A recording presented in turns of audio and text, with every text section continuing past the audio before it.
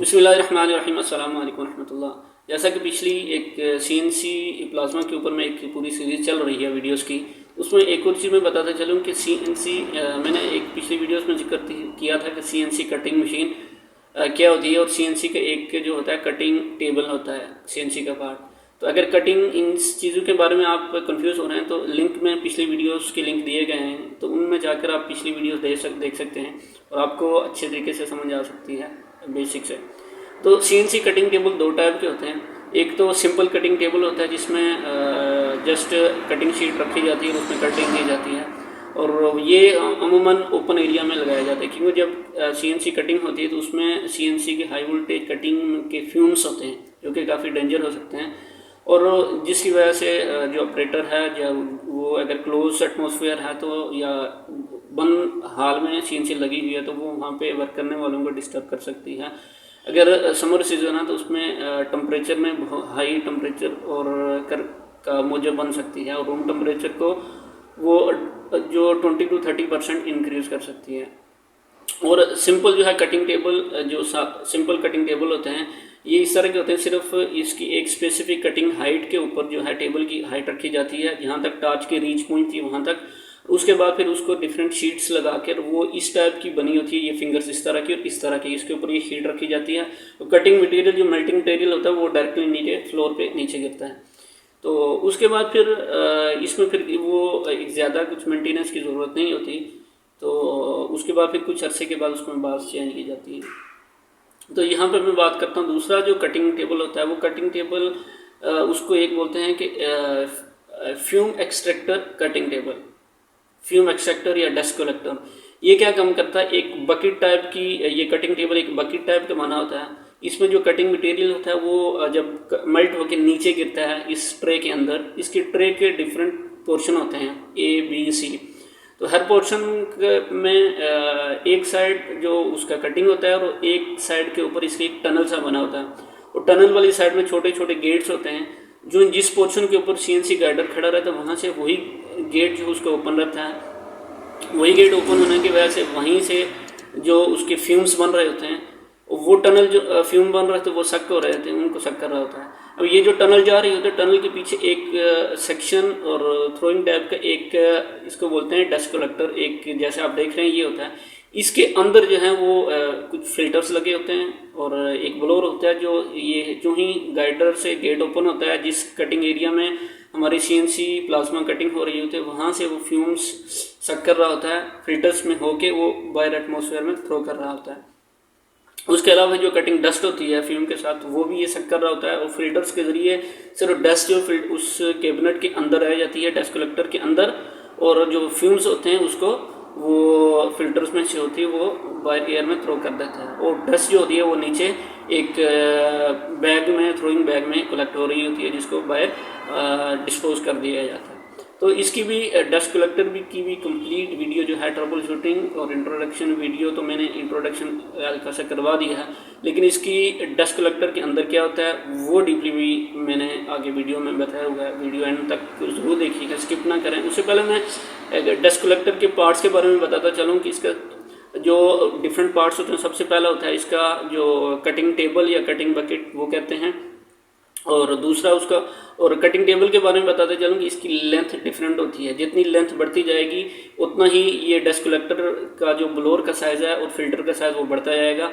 और उसके अलावा कटिंग टेबल जो है उसकी डिफरेंट लेंथ और विड्थ होती है, और विड्थ जो होती है वो 2 मीटर, 3 मीटर, 4 मीटर, जितनी सीएनसी डिज़ाइन की जाती है, जितनी एंड यूज़र की रिक्वायरमेंट होती है उसके हिसाब से ये कटिंग टेबल सीएनसी गैंट्री वो डिज़ाइन की जाती है। और ये कटिंग टेबल सीएनसी गैंट्री के अकॉर्डिंग डिज़ाइन किया जाता है।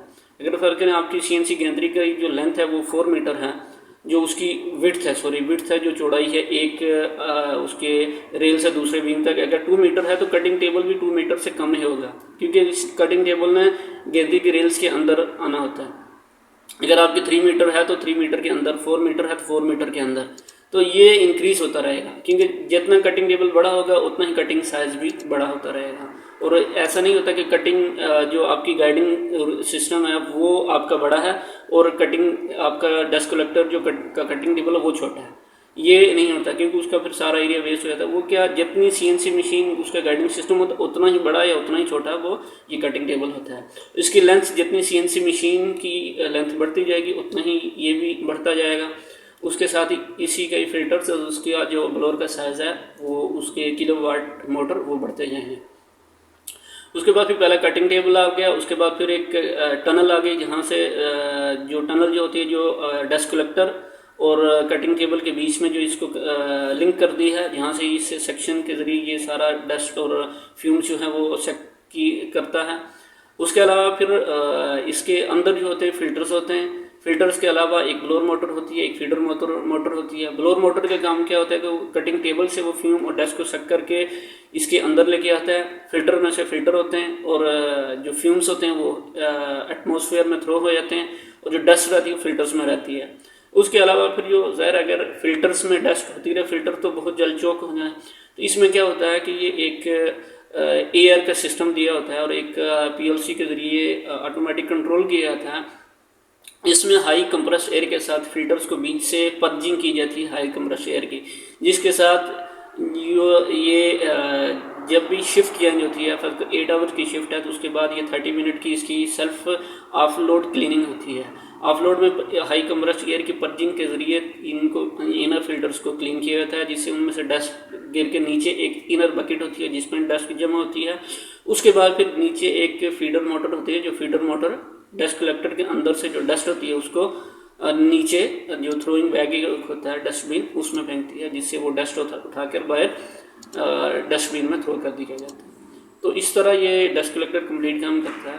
तो हमें सर्विस कॉल आई थी कि डस्ट कलेक्टर सही काम नहीं कर रहा था, तो हमने जाके उसके ट्रबल शूटिंग की। उसको प्रॉब्लम क्या थी कि वो जो इनिशियल स्टार्ट नहीं ले रहा था। जब हमने चेक किया तो उसमें एरर रहा था, इनिशियल प्रेशर एरर। तो हमने सोचा मे भी कंप्रेसर में प्रॉब्लम है, कंप्रेसर चेक किया वो ओके था। उसके बाद हमने फिर प्री फिल्टर चेक किया वो ओके था।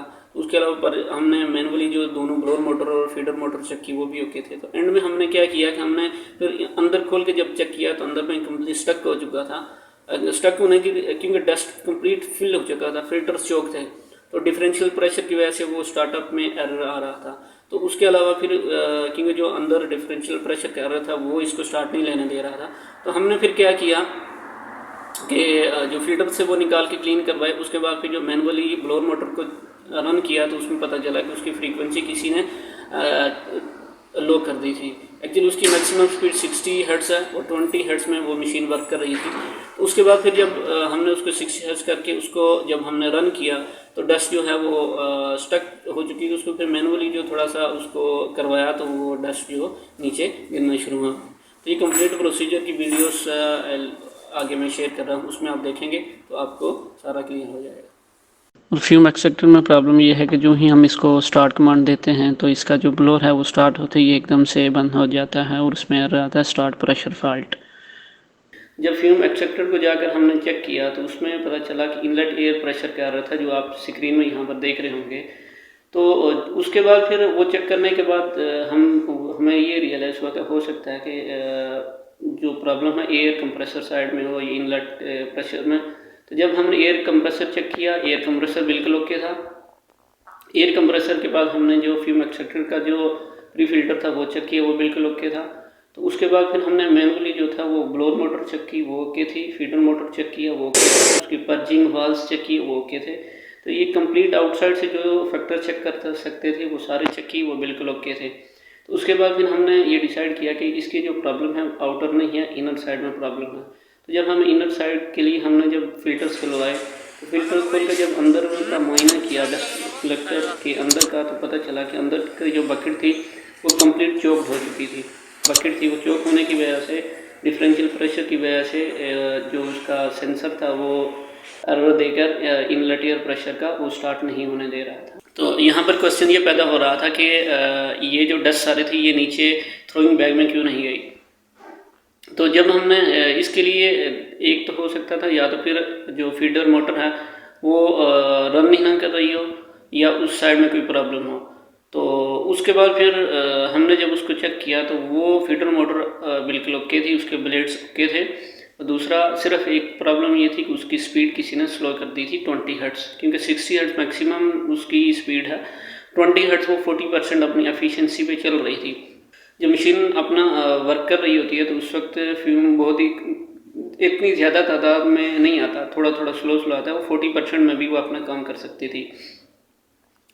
लेकिन उसके बाद फिर जब हम ऑपरेटर से पूछा तो ऑपरेटर्स लोग क्या कर रहे थे, जो ही उसका जब ब्रेक टाइम आता है उसके बाद 6 आवर्स के बाद उसको 30 मिनट का रेस्ट देना पड़ता है, ताकि वो ऑटो ऑपरेशन से इन सारे इनसाइड का बकेट को खाली कर सके और एयर फिल्टर्स को क्लीन कर सके। तो वो लोग ऑपरेटर जो थे ये इसको मशीन को जब अपना ऑपरेशन बंद करते तो स्विच ऑफ कर देते, वो 30 मिनट की जो ऑफलोड पर्जिंग होती थी वो नहीं करने दे रहे थे। उसके बाद हमने उनसे कंप्लीट जो बकेट क्लीन करवाई, एयर फिल्टर्स बाहर निकलवाई, कंप्लीट एयर फिल्टर्स को क्लीन करवाया।